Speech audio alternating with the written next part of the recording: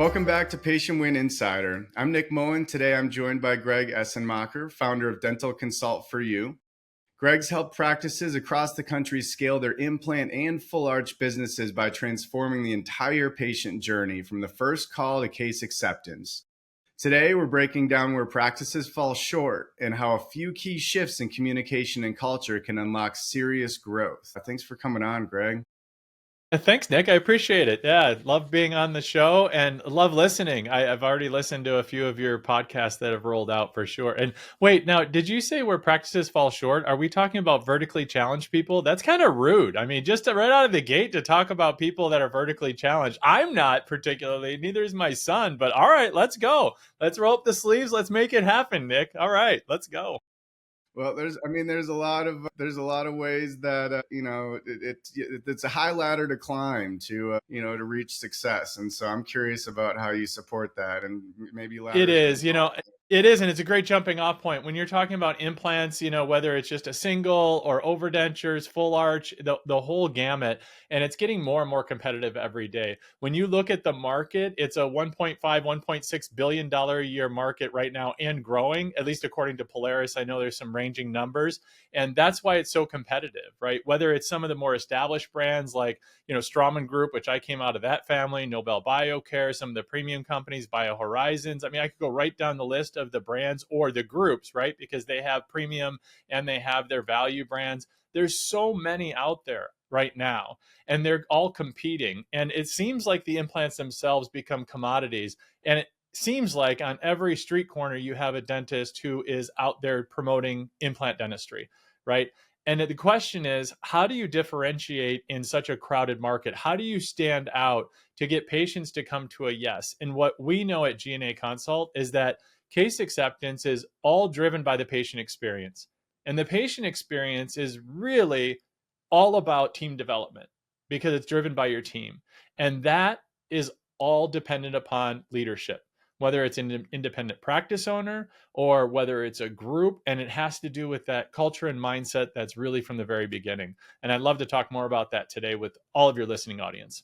Yeah, thanks, Greg. I mean, then that going back to leadership, I mean, you're kind of a leader in the field of dental consulting, but I'm kind of how'd you get into it, and why are you so excited about it?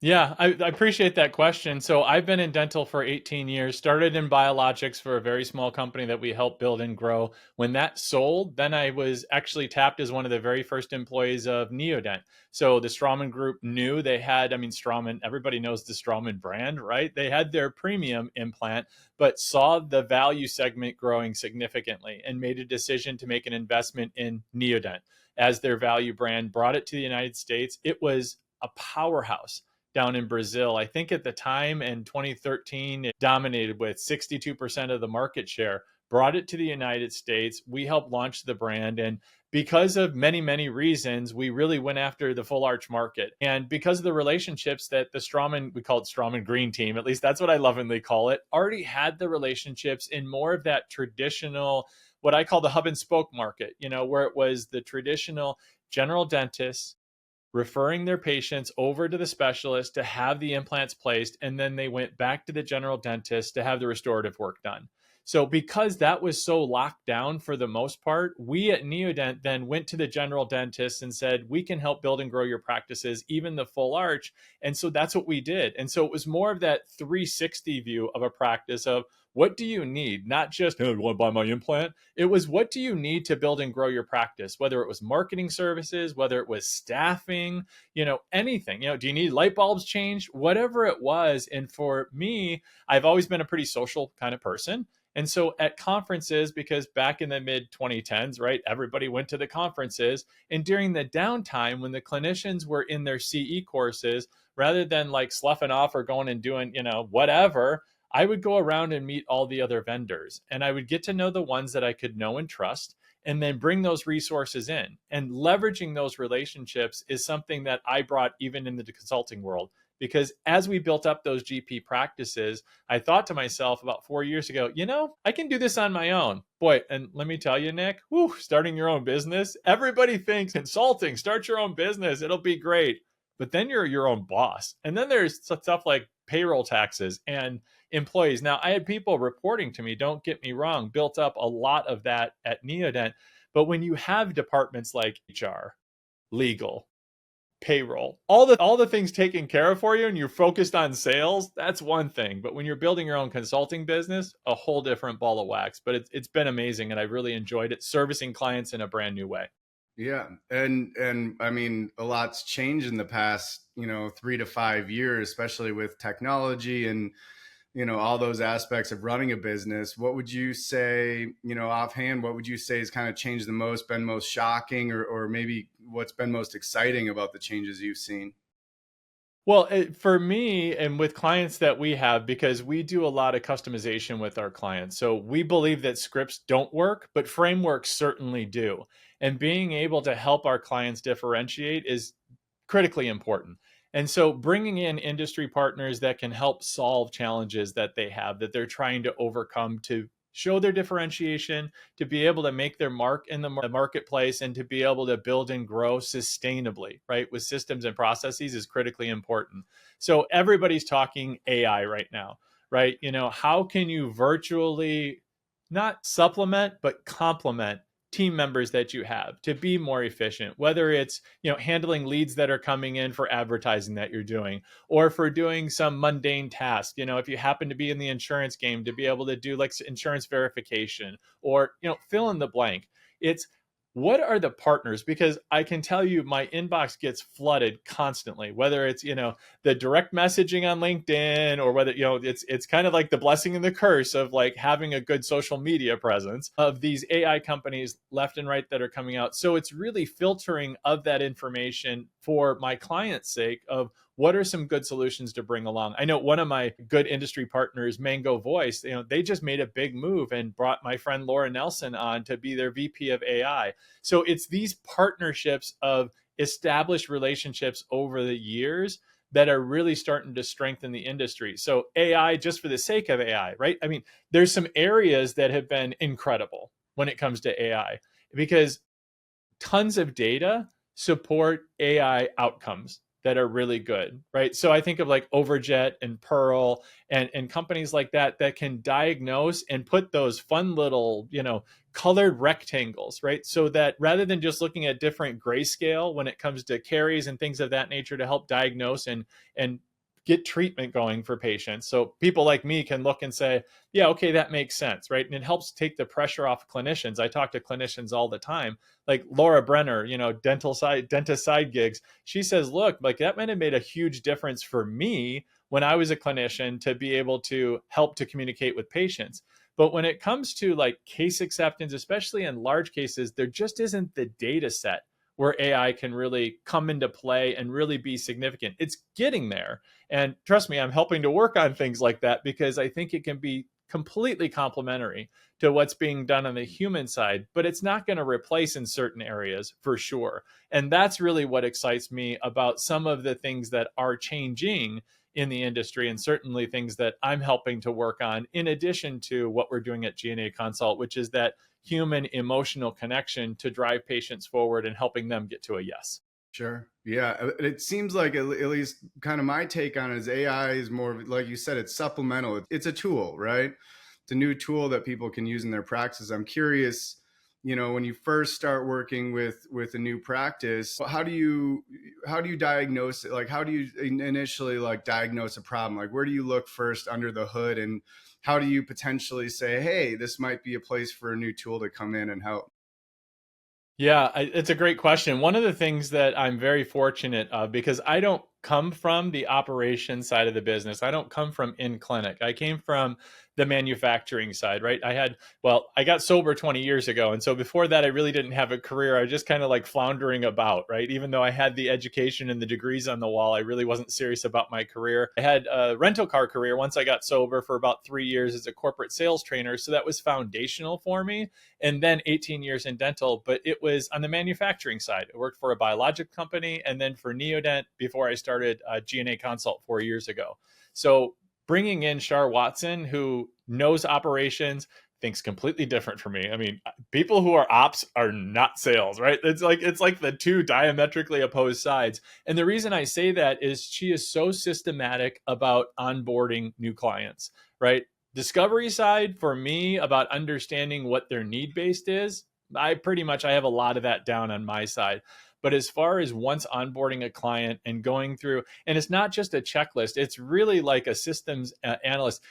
Nowadays you bring a car in, like if you have like something going on, right? A bell or a whistle goes off, and I'm not a car guy, never have been, right? God bless all the car guys of the world and gals, right? Because they're amazing at what they do. But from what I'm told, you used to be able to work on cars fairly easily. Now you hook it up to a computer and the computer tells you what's going on. That's what SHAR is, and that's what we do. It's you hook it up to the system and you run a huge analysis of all the things. Because what we find most often is it's not a lack of technology that they have. It's they're not maximizing technology and they're not integrated technology. So often we'll get in and we'll talk about, okay, so what are you tracking? Oh, we've got plenty of trackers. We know this and this. And we'll ask basic questions.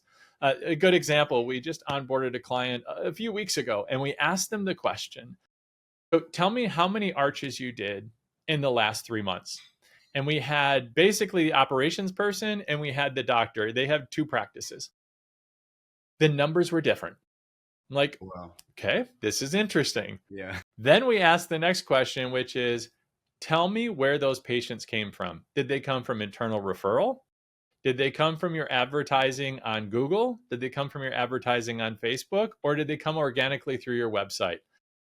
It was literally, Nick, a 10 or 15-minute argument between the two of them back and forth. I mean, it was friendly argument, right? But argument nonetheless. They couldn't agree on the number and they couldn't agree on the source. Now, mind you, this is a group, right? 2 locations that was tracking so many different metrics. But the challenge is the numbers weren't telling them anything. They didn't know where to spend more or less time. They didn't know where the numbers were coming. They didn't know where the revenue was coming from. And so that just gives you a small idea about you can have analysis paralysis. They don't even know where they were looking. And so once we got them to that point, then it's convincing them, okay, we need to be doing less of that and more of the what really matters and moves the needle. And that's a big piece of what we do. Yes, the training and coaching of every touch point of the patient journey, from taking those leads and having more consultations that actually show up, and then the consultations that actually turn into revenue that, convert into patients that say yes. Absolutely. All the tools that are needed as far as third patient financing and all the things, right? Leveling up the assistants so that they can be more proficient with the clinicians that are performing the surgery. All of those things. Scheduling optimization. I mean, I could go right down the list. All of those are important. But first and foremost, understanding what tools are you using, what's actually working, and what's really just busy work to make you feel like you're doing something busy, but not productive. And even internally at GnA Consult, we found that, and all along the way, checking in, we just did like our half-year review. And that was one of the big things that we did was, let's break down all of the things we're doing and what's really moving the needle for clients of ours and what's just busy work that we're giving them. So this is one of the things that we do that's so critically important for our clients and do for ourselves, right? Because you spot it, you got it. You have to be able to live, practice what you preach. Right. Well, and one metric of success you're talking about is, obviously revenue, because without revenue, you're not, you don't have a business. But, and obviously, a lot of practices want to grow their revenue. Talk about, share a little bit about how the conversion optimization works. Like, you're talking about the process going from first touch point, kind of enticing somebody to see the practice or knowing they need full arch or implants. But where do the conversions typically break down in your experience? Yeah, it's a really good question. The reason why I say it's a good question is because so many don't know where that glitch is, right? Where's the leak in the bucket? And it's not just the revenue, right? It's the profitability. And that's where we come into play as well, because we're breaking down their P&Ls for their implant and full arch business from the rest of the general dentistry side of the business, because most of our clients actually have thriving GP sides of their business, right? They're doing regular dentistry. And then this is auxiliary to that, right? A few of our clients are implant centers, and that's great too. We love working with them. And so I just wanted to touch on that. So what we're finding is that, often we'll hear things from clients, and those of our industry partners that send over clients to us, we'll hear things coming from them like, oh man, we have a lot of no-shows. And typically, a typical client will think, if I have a lot of no-shows, the problem is with the marketing. Sometimes it is, but most of the time, that's a team development problem.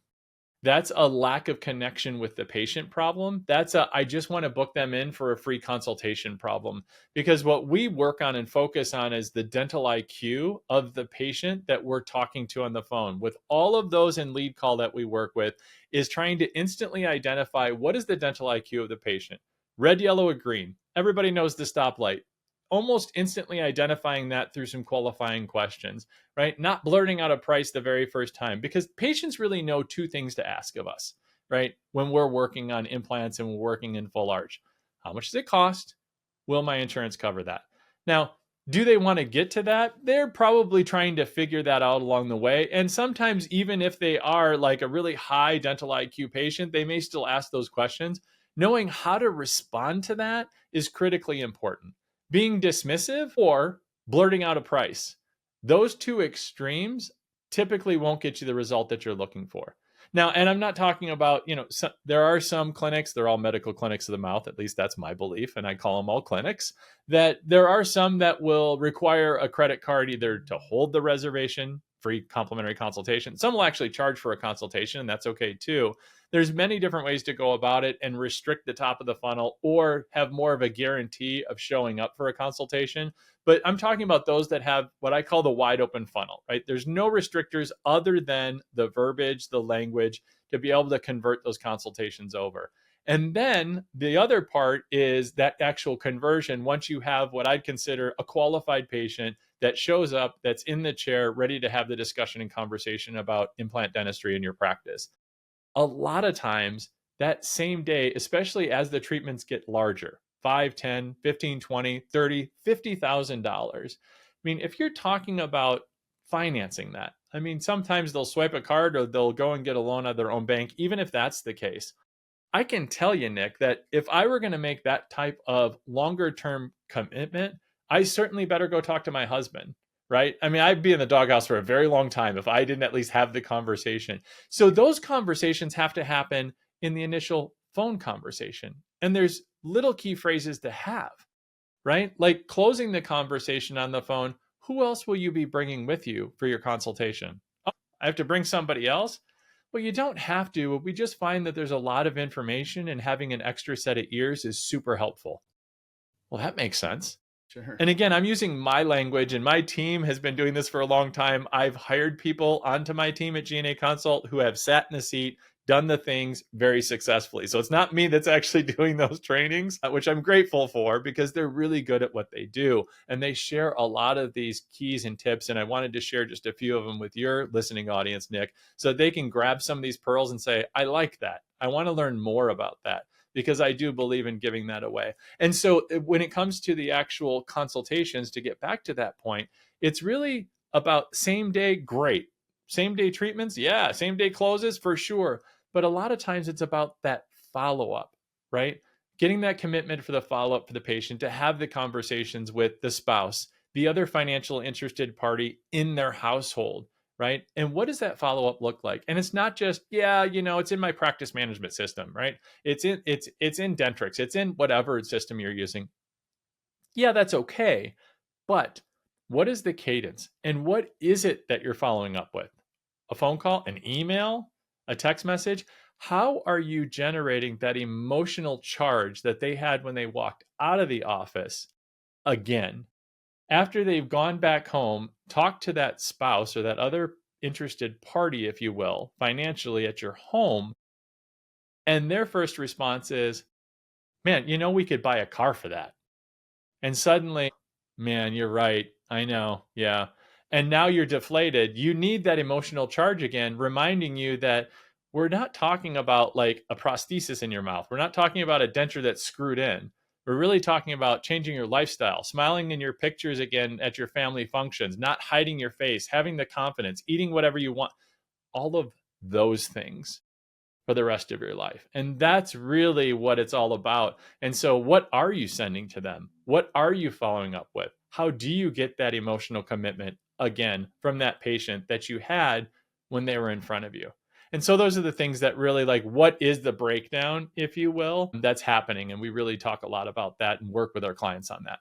Sure. That's a lot of pearls. Thanks for sharing, Greg. It's a lot of information, I know, right? So, sorry, verbally vomit. Like, hopefully, doctors are like, "Oh my gosh, this is gold!" Like, treatment coordinators are like taking notes. Yeah, I don't mind giving away a lot of free stuff for sure, and happy And to this do is it all here on part your of platform, Nick.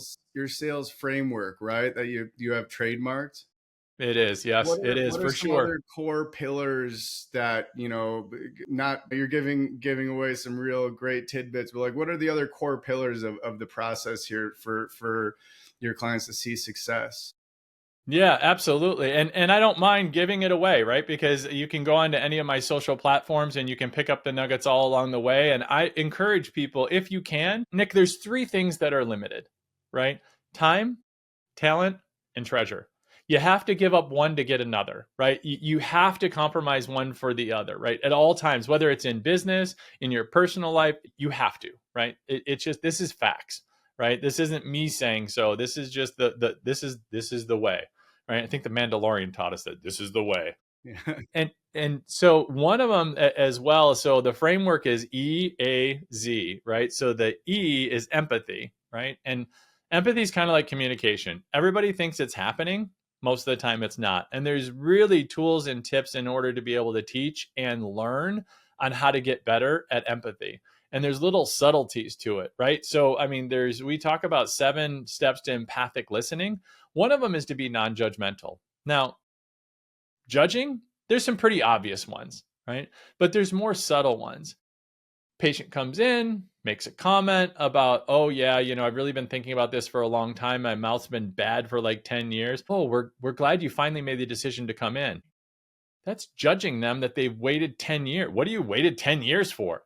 That's judgmental, right? That puts them on the defensive and makes them feel bad about the fact that they waited so long, right? So these are the little subtleties. So that's one. The A is assurance, and it's assuring them this is the place you should come to, right? We are the place for you. Now, there's 3 little A's underneath that, and it's acknowledge, answer, and ask, right? So it's acknowledge what they've said, answer their question, and ask another question. So if they ask you on the phone, how much does that cost? That's a really good question. If you don't mind, I'd like to be able to break down a little bit so I can get to a more accurate answer for you. Rather than just saying, well, it depends. We don't get price over the phone. Wow. Okay. Click. Done with you. Right. And answering the question is really then leading to another question. Right. Now, eventually, if they do keep going on and on and on and they want to range, certainly, like, and some will do it and some won't. And again, this is the customization per client, because how your workflow is, that's what we want to customize to. Some will want, some won't. It's just like when people ask me the question, Greg, in our marketing, should we put our price up on our landing pages and website or should we not? Well, I mean, do you really like mustard on your pretzel, your soft pretzels, or do you like beer cheese? Okay, well, some do, some don't, right? And it's a different philosophy. Should I take a credit card at the time of the consultation that they actually want to come in, or should we just have a free flow? Well, let's look at your scheduling optimization. So there's so many different variables in that assurance that I think is critically important to take a look at. And the last is Zeal. I have no problem with Zeal, right? I have a ton of energy. I talk and speak with a ton of energy. But what we know to be true, Nick, is that patients typically that are challenged dentally, they tend to call in. Yeah, it's me. Yeah, I filled out that survey. They're kind of bummed. They have low energy. Now, if we speak with just a little bit more energy than they do, typically you can hear in these calls, because we do a ton of call listening, coaching to calls, do Loom videos, in addition to our live coaching and our live sessions online that we record, and then in clinic once a month to follow up what we've done online as well. You can hear their energy lifting to match yours. And you do that. And so the beginning of the call, their energy to the end of the call, they really feel uplifted. And this is the subtlety, right? That subconscious nature of them feeling like, yeah. And it goes back to that the assurance of like, okay, yeah, I do want to show up for that consultation because they already feel connected to the practice. And those are the things that we really help and drive through coaching, because it just doesn't happen like overnight or doing a click through course online or sitting in an online classroom with 30 other people where you might be doing like 1 or 2 procedures a month and somebody else is doing 50 a month, right? There's just no relatability. So that's why we do what we do. Well, and how does it vary, or how does the system kind of change for, single location practices versus DSO? Yeah, it's very interesting because even DSOs can vary significantly depending on if we're working like 1 or 2 of their clinics or a little cluster, or if they're an emerging group, or if they're a very large group, depends on what their focus is. But typically with a single location, it's a self-contained unit, if you will. And we find that with those different groups, it really is hugely dependent on singular person or persons that's in the clinic itself. And that's why we help actually in the very beginning. One of the first things we do, as we were talking about before, kind of like that onboarding checklist, if you will, that we go through. It's an interview type with existing team members. Is it right person, right seat? Critically important to know that. Within the DSO structure, the discovery process is a lot longer to know what is it that you're looking for, and then for us to actually begin and then reassess what is it the goals and what are you trying to accomplish. And more often than not, it's understanding where the need based is. And oftentimes we find that it's in that middle management that the greatest need, because the greatest uplift. In those groups, we're really looking for a champion inside the group because we want to be able to turn over our systems and processes we put in place for them in a much quicker manner within one like area, cluster, whatever you want to call it, so that we can move on to the next set, if you will, so that we can proof of concept with them much faster so that they can get quicker uplift. Yeah, I mean, it's the totally different structures internally there. Well, how about a success story? I'd love to hear like a major problem that you worked on, and how you saw success on the other side by implementing some of your systems here. Yeah, I appreciate that. I mean, the one that comes to mind often, I mean, there's really two different varying scales. One, an implant center, they were hovering around 15, 17 arches a month. And it was purely dependent upon the doctor that was doing the surgery to do the consultations, to do the surgery. And you can imagine if they're doing that many arches in a month, how restrictive it was to try to get him to get into the consultations. And as the associate doctor was brought in, who was doing a lot of the restorative work, was being trained up to do the restorative work, we knew full well one of the first things we needed to do was to get that associate doing the consultations, get him up to speed. We were able to do that fairly quickly. And then, of course, tracking, right? What's the conversion rates of the surgeon compared to the restorative doctor, that associate? And what's the conversion rates that was happening? The ironic part is that within a few months, that associate was converting at nearly twice the rate that the surgeon was, even though the surgeon had built up his practice. And it was fun to watch because of the system and protocols that we put into place and the interplay between it. So it showed that it wasn't necessarily so much about, yes, I know how to place a zygomatic implant, so I can talk to you about the orbital socket and all of that stuff with the patients themselves. It was more about that connection and connecting to the outcome of eat, chew, smile, function, all of those pieces, and gaining that confidence, and then getting the hell out of the room so the treatment coordinators could then take over. And then, of course, like the skill level of the treatment coordinators to be able to guide the patient through the whole process. And so it was a both and that was really an amazing accomplishment on our part. So we took them from going to 15 to 17 arches in a month up to 28, averaging 28 within 4 months.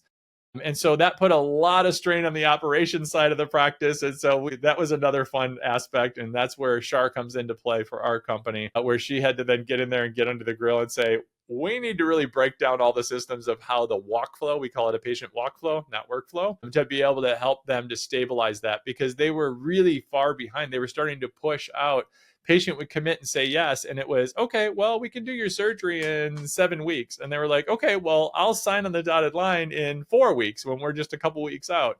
And that was becoming problematic. So we really had to dynamically change everything then at about 6 weeks working with that client. or I'm sorry, 6 months in working with that client. But it was a great success story with them for sure. The other is one where they literally were struggling. They predominantly did full arch. That's what they wanted to focus on, but implants in general. And they were, averaging right around 110, 130,000 in collections a month, and had been hovering there for a while, for about the year and a half that they were open. They brought us on board, and within a year, we got them stabled at $250,000 to $300,000 in revenue, even though they had turned over their treatment coordinator because it was not a good fit for them, and really rearranged their call center, if you will, and completely redid their marketing strategy. And it was really a great success story. And he's a good friend, and he's a great advocate for GnA Consult whenever anyone wants to talk about how do you really change everything without compromising existing revenue in your practice. And really, it's about collaboration. Any of the clients that we work with, the ones that are willing to collaborate with us and put in the effort alongside of us, let us do the work, if you will, but also are making sure that their team members are fully engaged, following up because they're in clinic day in, day out. And so super proud of the results coming out of those two particular situations. And so where can they find you? Like, how do people find you and get you've shared a lot of incredibly valuable insights today. I'd love to make sure people can reach you. Yeah, two easiest ways are to go on to any of the social platforms, LinkedIn, Instagram, Facebook, and look at GnA Consult. Easy to find there. Or our website, which has a ton of free content. It's Dental Consult, the number 4, the letter U.com. And they can find either way there. Hey, Greg, thanks so much for coming on today. It's really enticing. I learned a lot. Yeah, absolutely. Thanks for having me on, Nick. And if anybody wants to reach out, learn more, or just get free stuff, right? Head over to the socials. You can grab a lot of good stuff there.